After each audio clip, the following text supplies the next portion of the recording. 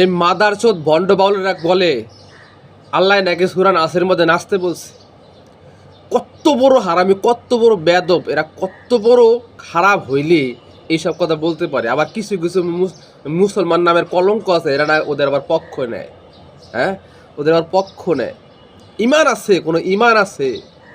হ্যাঁ, একটা মুসলমান তাদের আল্লাহকে নিয়ে কটূক্তি করতেছে, কোরআনের আয়াতকে নিয়ে ব্যঙ্গ করতেছে, আবার তাদের পক্ষ নিচ্ছে।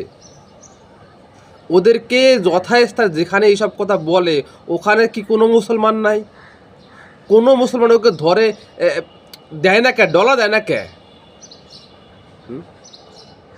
এসব কথা শুনলে তো একটা মুসলমানের শরীরের রক্ত এমনি গরম হয়ে যায়।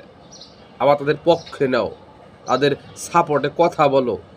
কত বড় ব্যাকুফ মুসলমান তুমি, কত বড় ইমানহীন মুসলমান তুমি। চিন্তা করছো? একটুও বিশ্বাস আছে তোমার আল্লাহর প্রতি?